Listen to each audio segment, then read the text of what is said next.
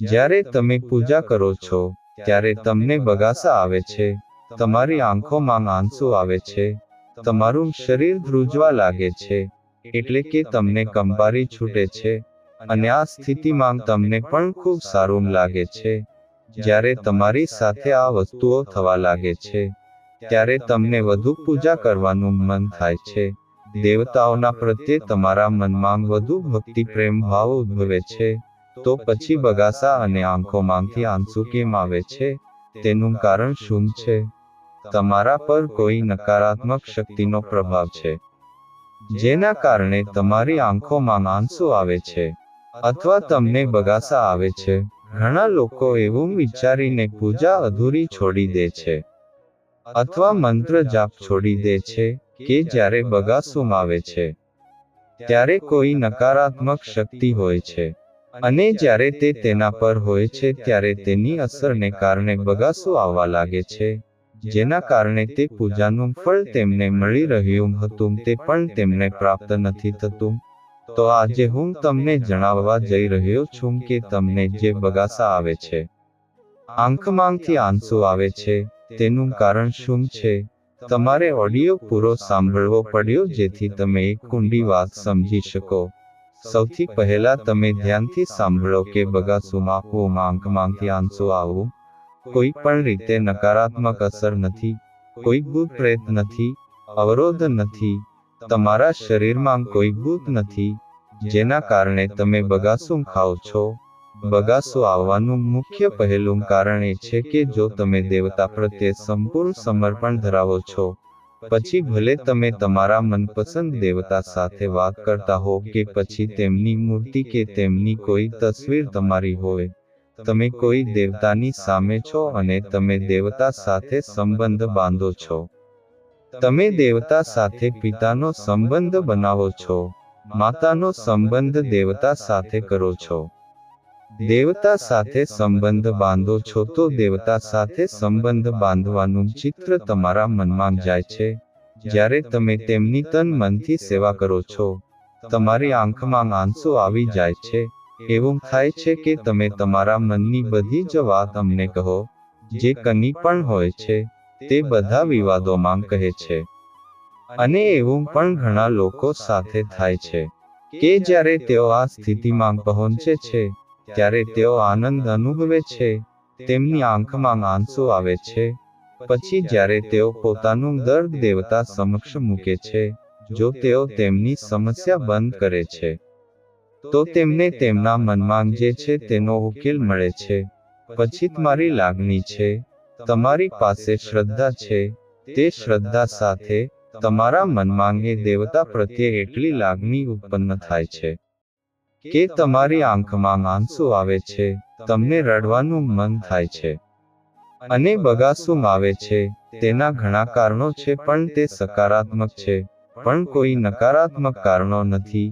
જ્યારે તમે ધ્યાન કેન્દ્રિત કરો છો, તમે તમારા આજના ચક્ર પર કે અન્ય કોઈ પર ધ્યાન કેન્દ્રિત કરો છો. જો તમે એક બિંદુ પર ધ્યાન કેન્દ્રિત કરો છો તો એવા ઘણા વિચારો છે જે તમારી આસપાસ તે વસ્તુ પર અથવા તમારા ચક્ર પર આજના ચક્ર પર ફરતા રહે છે. અને તમને વિવિધ વસ્તુઓ દેખાય છે જે તમારા વિચારો, સંબંધીઓ, પડોશીઓ, તમે જે વસ્તુઓ બનવા જઈ રહી છે, તેના વિશે ઘણું વિચાર જુઓ અને સાંભળો છો.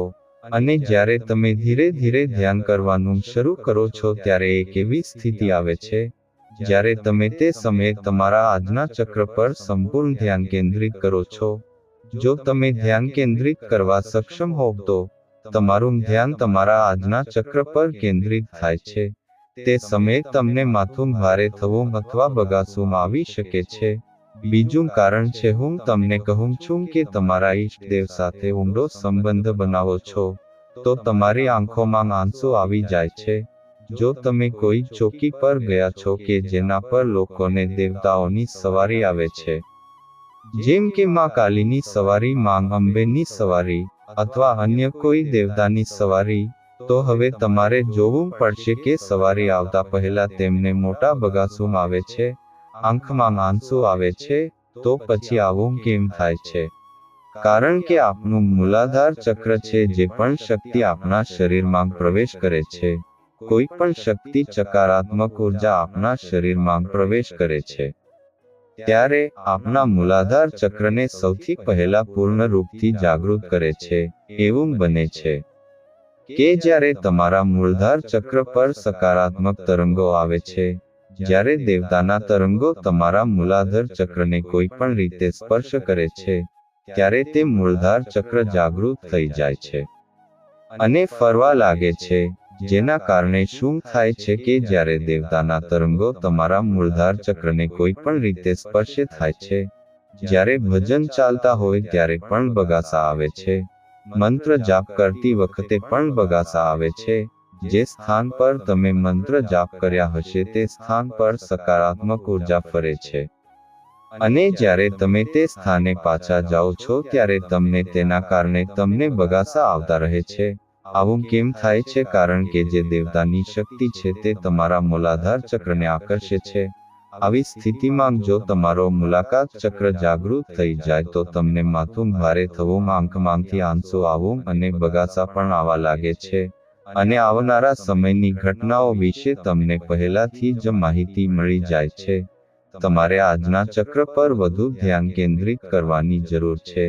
જ્યારે દેવતાની સવારી આવવાની હોય છે, કોઈ પણ શક્તિ આવવાની હોય છે, તે મૂલાધાર ચક્ર પર સ્થિર થાય છે, જેના કારણે જે ભગત છે તે વ્યક્તિને બગાસા આવે છે.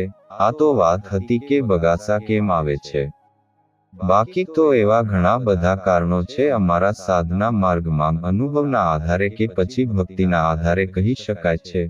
પરંતુ મુખ્ય વાત એ છે કે જો કોઈ સાધક કે ભક્ત હોય, જો કોઈ વ્યક્તિ મંત્રનો જાપ કરી રહ્યો હોય તો અનુભૂતિનું કારણ બગાસા આવવા એ સકારાત્મક ઉર્જા છે અને નકારાત્મક ઉર્જા નથી. જો મૂલાધાર ચક્ર જાગે તો તમે બગાસું પાડવાનું શરૂ કરો છો. મૂલાધાર ચક્ર એવા લોકોમાં જાગૃત થાય છે જેઓ પોતાની જાતને નિયંત્રિત મંત્ર જાપ કરે છે અથવા નિરંતર પૂજાપાઠ કરે છે. જો તમે તેને જાગૃત કરવા માટે સતત ધ્યાન કરો છો તો ચોક્કસપણે તમારું ચક્ર જાગૃત થશે. મિત્રો, હું આશા રાખું છું કે પૂજાપાઠ કરતા સમયે તમને બગાસું કેમ આવે છે તે તમને સમજાયું હશે. જો તમે ડિવાઇન સ્ટેલ ગુજરાતી પર પહેલીવાર આવ્યા છો તો ચેનલને સબસ્ક્રાઇબ કરી લાઇક અને બેલ આઇકન પણ પ્રેસ કરજો, જેથી કરીને અમે જે પણ ભક્તિ, ઉપાસના અને સાધના સંબંધિત માહિતી પોસ્ટ કરીએ તેની પ્રથમ સૂચના તમને મળી રહે અને આ માહિતી બહેનો અને ભાઈઓ સુધી પહોંચે અને લોકો તેનો લાભ લે.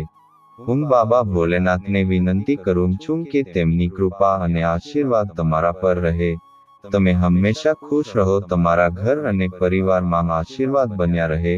બાબા હંમેશા તેમની દયાળુ આંખોથી તમારી થેલી ભરે છે, તેને હંમેશા તમારા પર રાખો. ચાલો આવતા વિડીયોમાં મળીએ, ત્યાં સુધી ઓમ નમઃ શિવાય.